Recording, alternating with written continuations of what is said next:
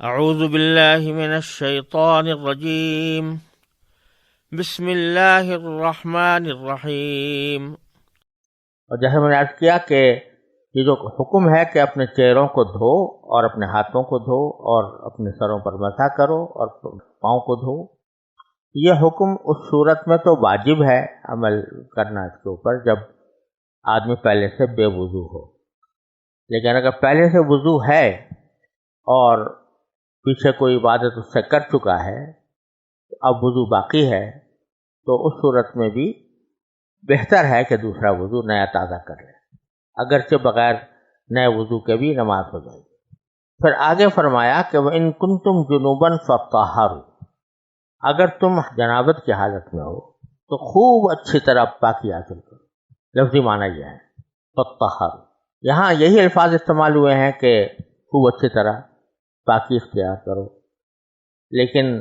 قرآن کریم میں دوسری جگہ سورہ نساء میں یہاں پر جو الفاظ ہیں کہ وَلَا جُنُوبًا إِلَّا عَابِرِي سَبِيلٍ حَتَّى تَغْتَسِلُوا، وہاں خوب اچھی طرح پاکی اختیار کرنے کا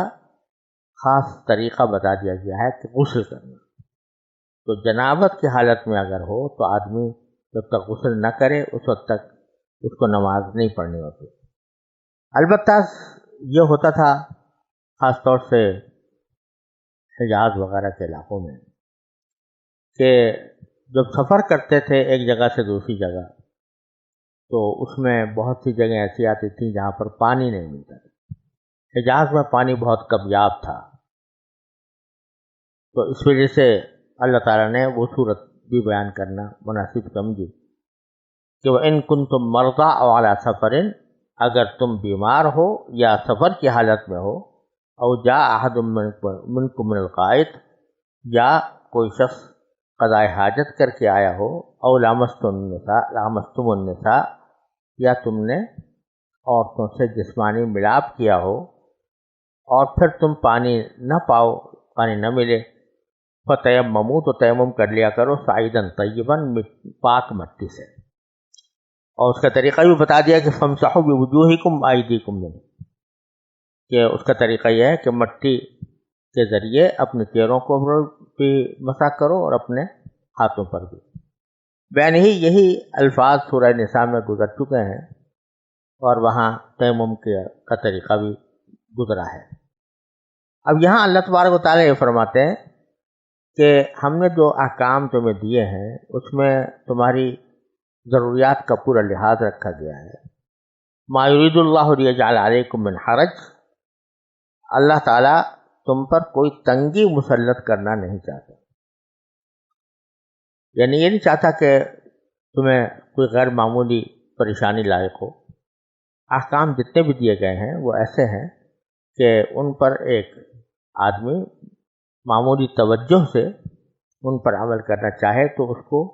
کوئی حقیقی دشواری پیش نہیں آتی۔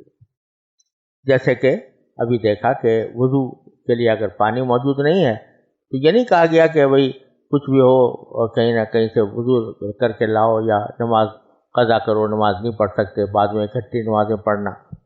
یہ سب تنگی کا موجب ہوتا۔ تو اللہ نے فرمایا کہ تمہارے لیے مٹی کو ہم نے طہارت کا ذریعہ بنا دیا۔ تو اللہ تعالیٰ فرماتے ہیں کہ ہم تمہارے اوپر کوئی تنگی مسلط کرنا نہیں چاہتے، لیکن وَلَٰكِن يُرِيدُ لِيُطَهِّرَكُمْ، لیکن اللہ تعالیٰ یہ چاہتے ہیں کہ تمہیں پاک صاف کریں۔ اب یہاں وضو کے ذریعے پاک ہونے کا مطلب تو بالکل واضح ہے کہ وضو کے ذریعے آدمی کے ہاتھ دھلتے ہیں، پاؤں دھلتے ہیں،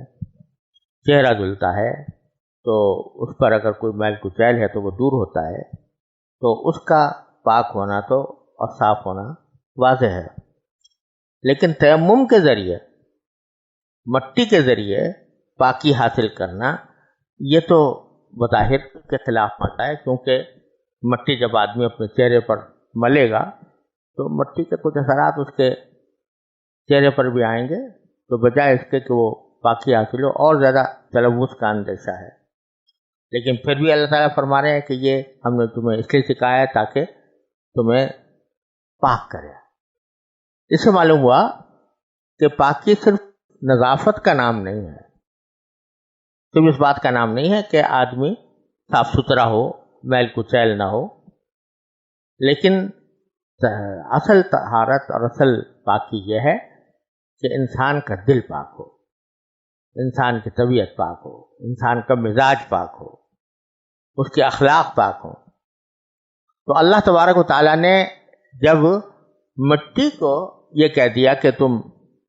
اس کے سے اپنی طہارت حاصل کرو یا اس سے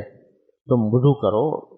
تو مٹی کے ذریعے تیمم کر کے تمہیں وہی فائدہ حاصل ہوگا جو وضو سے حاصل ہوتا ہے۔ یہ بظاہر خلاف عقل بات تھی، لیکن بندے نے اس کو مان لیا، مان کر اس پر عمل کیا، تو اس کے دل میں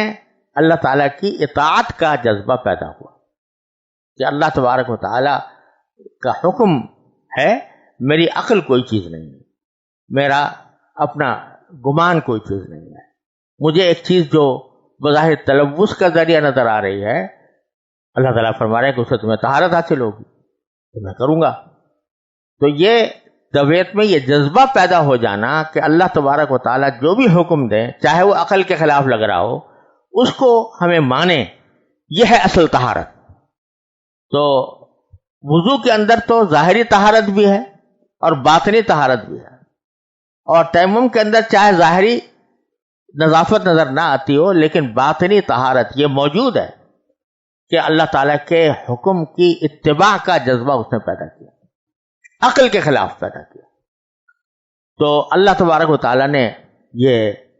حکم اسی لیے دیا تاکہ بندہ بندہ بنے، وہ ہر معاملے میں اپنے عقل کی ٹانگ اڑانے کی کوشش نہ کرے، بلکہ